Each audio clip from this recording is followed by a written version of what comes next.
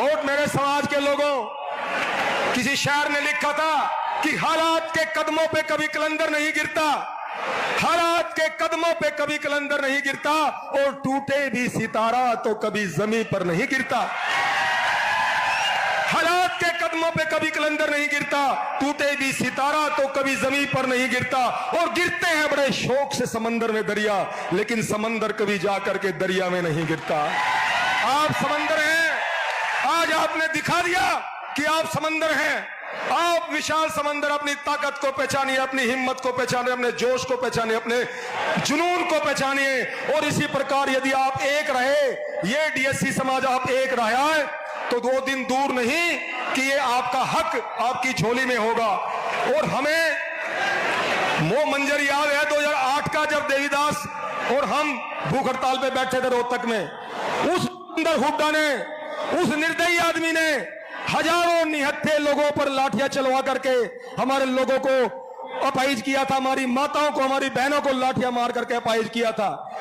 और उनके ही कुकर्मों से वो 10 साल सत्ता से बाहर रहे। और हमने भूपेंद्र हुड्डा को कहा था कि भूपेंद्र हुड्डा, आपने वो निर्दयी काम किया है, आपने वो घटिया और घिनौना काम किया कि हम तुम्हें श्राप देते हैं कि जन्म जन्म तक तू कोई मुख्यमंत्री नहीं बन पाएगा इस हरियाणा का।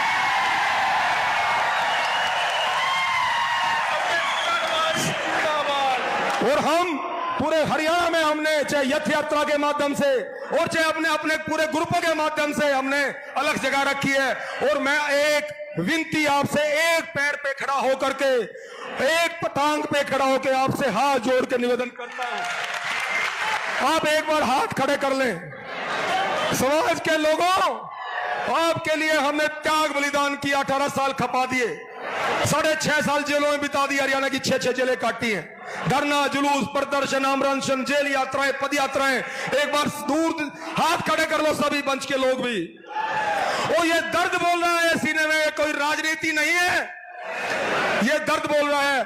जहां तक भी आपकी आवाज जाए, अपने रिश्तेदारों में, भाईचारे में हाथ जोड़ के बोलना कि कांग्रेस को वोट नहीं देंगे।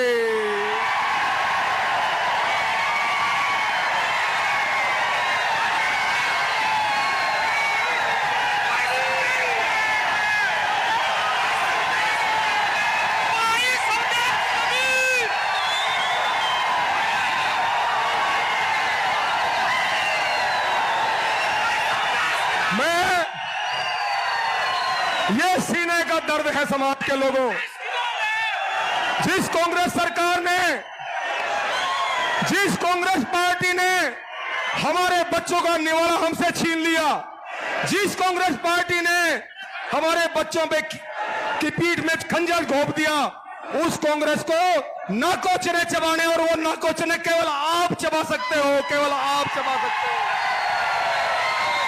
और आज मैं सीआईडी के माध्यम से, ये सीआईडी के लोग खड़े, मेरे भाई पीछे भी खड़े, उनके माध्यम से आज मैं ये मंच से ऐलान करता हूं कि हम एक एक वोट, और सुन लो नायब सिंह सैनी, आपने वादा किया है समाज से, और मैं वैसे नहीं बोल रहा हूं, मैं इसलिए बोल रहा हूं, सुप्रीम कोर्ट का निर्णय आने से पहले ही भारतीय जनता पार्टी ने और मनोहर लाल खट्टर ने जींद की इसी ऐतिहासिक भूमि में संत कबीर जयंती पर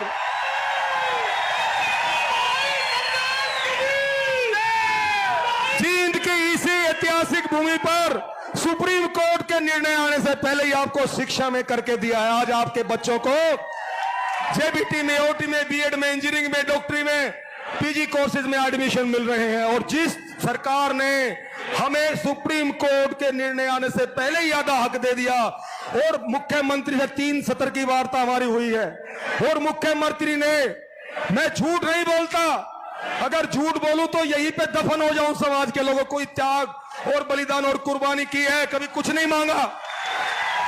मुख्यमंत्री ने रोहतक के अंदर 1 घंटा हमारी बात हुई नायब सिंह सैनी से, और मुख्यमंत्री ने एक टांग पे खड़ा होकर के कहा था, मुख्यमंत्री ने कहा था नायब सिंह सैनी ने हमारे सामने 100 लोगों के बीच में, कि आप स्वदेश जी, कबीर साहब, मैं कबीर साहब की कसम खाए कहता हूं, सरकार बनते ही पहली कलम से आपका डीएससी बहाल करूंगा।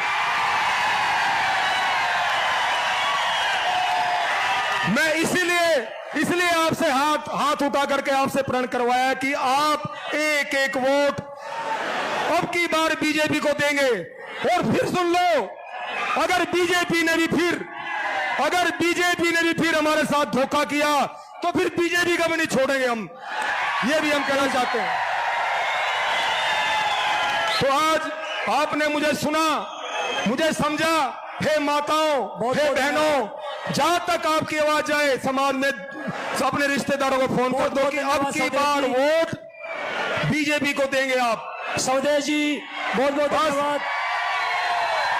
बस हे माताओं, किसी शायर ने लिखा था कि जन्नी जने तो भक्तजन, जन्नी जने तो भक्तजन, या दाता या सूर, या फिर जन्नी बाज रहे तू काहे गवाए नूर। हे समाज के लोगों, आपकी जय हो। और आज इतनी भारी संख्या में आज एकत्रित हुए हो, आपकी जय जयकार इतिहास में स्वर्णिम अक्षरों में लिखी जाएगी। इस प्रकार इकट्ठे रहना।